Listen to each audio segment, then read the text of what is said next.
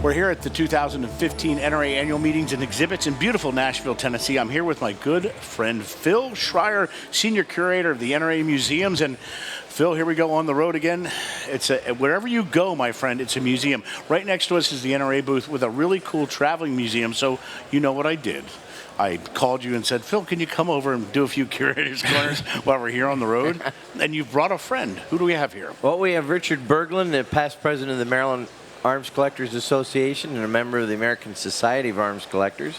And those two clubs have joined together this weekend as part of our Gun Collectors Affiliate Display Awards program. I love it. You always do this annual meeting. They've joined forces and put on 40 feet of awesomeness. 40 feet. Can we do it like an announcer? 40 feet of awesomeness. That's right. So is this a kit you have? What are you building something? Well, Phil? part of the display, tell us the title of the exhibit. This does not fit completely with our exhibit. Our exhibit is 1841 model rifles and the alterations for bayonets. Oh, okay. So what do we have here? And this is just sort of icing on the cake.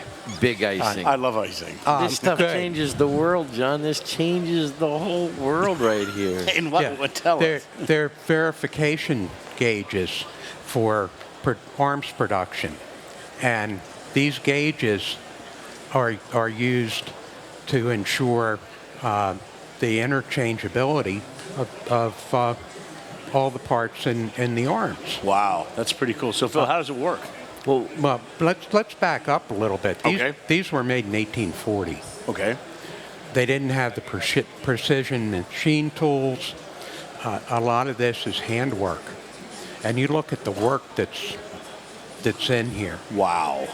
And we have a number of gauges that you can measure screw pitch, you can measure fit of lock plates, of parts.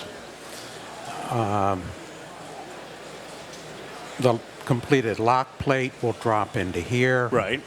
This one is for the trigger guard plate. They have one that checks the pitch of the stock to make sure that the drop in the comb is burnt. So before you could put the firearm together, which was handmade back then, you had to put this together. No, that was the point. Yeah. These are the gauges that made sure that the tools were in tolerance, that all the parts coming off of these, were identical.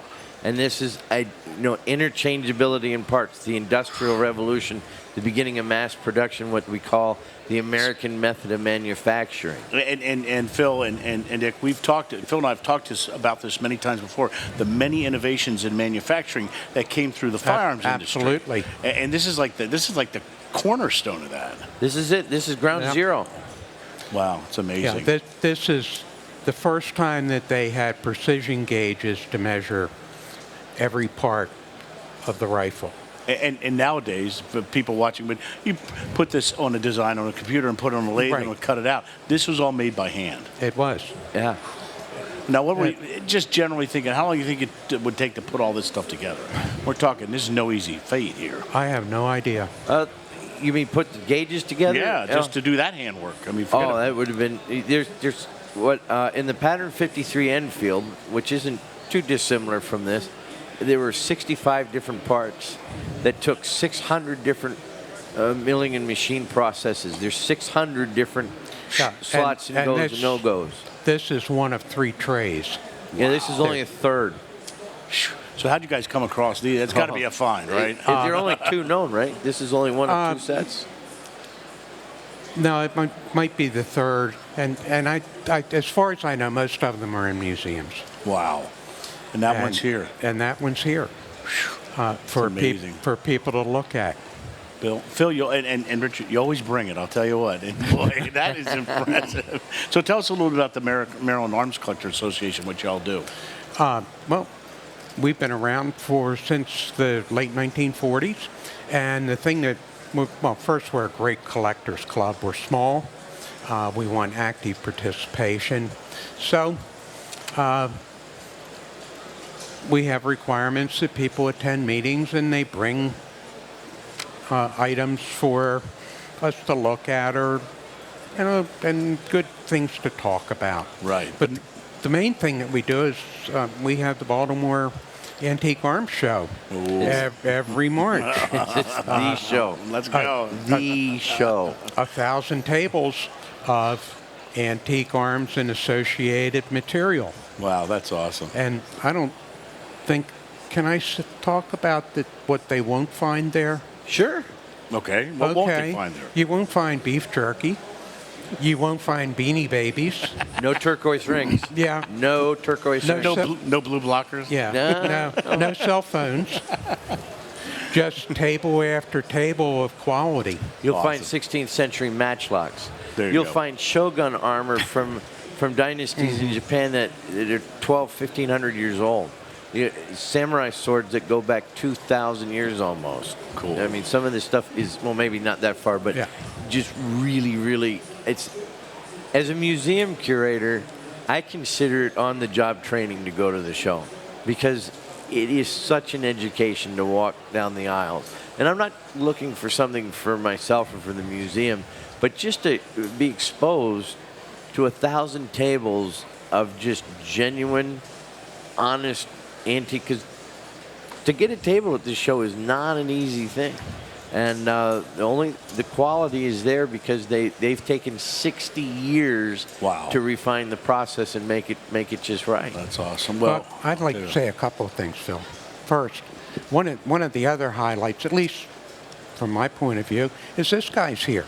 And he brings incredible treasures from the museum. He does. For all of the people at the show to look at.